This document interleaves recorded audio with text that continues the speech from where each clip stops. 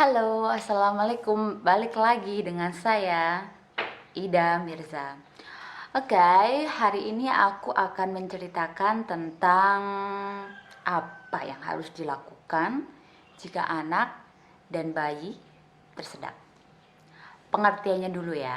Jadi, tersedak adalah gangguan sumbatan pernapasan yang dia itu berpotensi menyebabkan kematian.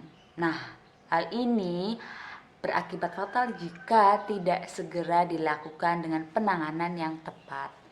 Jadi ada beberapa tanda-tanda ya kalau misalkan bayi dan anak tersedak. Yang pertama, dia sulit bernapas gitu.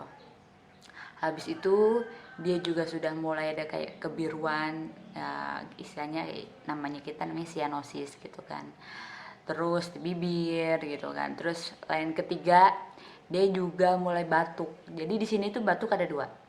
Satu, batuk yang tidak efektif adalah batuk yang dia itu tidak ada suaranya dan seperti kayak merintih, dan dia juga merasakan sesak hingga menyebabkan penurunan kesadaran. Terus yang kedua, batuk yang efektif. Batuk yang efektif itu maksudnya batuknya dia ada suara, kemudian dia juga mulai responsif dan tidak ada gangguan kesadaran gitu.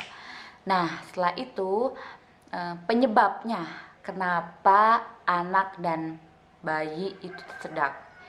Jadi yang paling sering itu adalah ketika bayi dan anak itu orang tuanya cara menyusuinya mungkin salah gitu ya posisinya. Jadi ada yang tersedak dari ASI, kemudian ada juga yang tersedak dari makanan. Karena apa?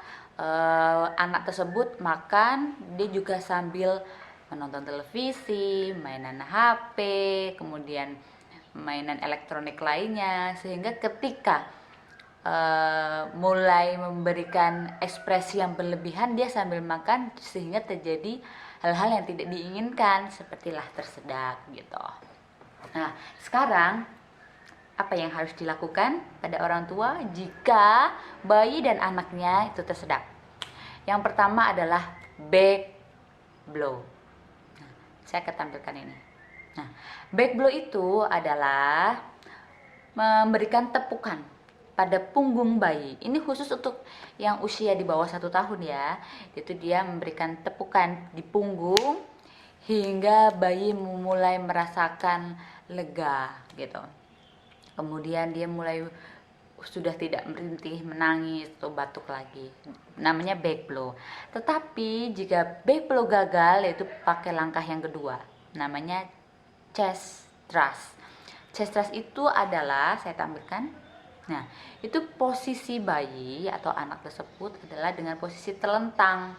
Nah, dengan posisi terlentang, kepalanya agak lebih rendah daripada badan, kemudian punggungnya tertompang di lengan, kemudian kita melakukan pijatan pada dada bayi tersebut dan anak gitu.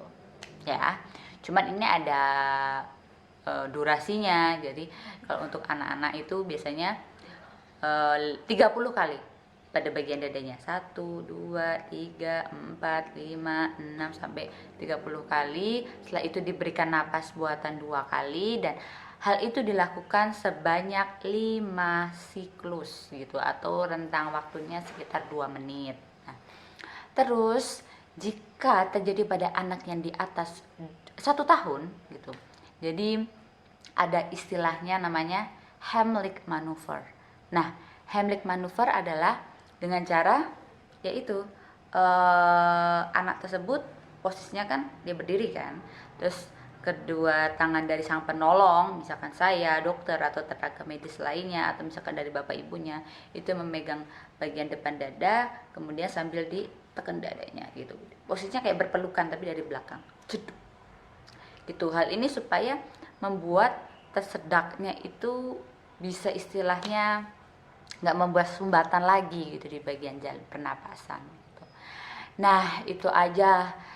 Semoga beberapa tips-tips ini bisa membuat para mami dan keluarga yang mencintai anak-anak atau khusus bayi juga, jika ada bayi dan anak yang tersedak, bisa dicoba langkah seperti ini. Tapi jika memang sudah dilakukan upaya tidak berhasil, segeralah datang ke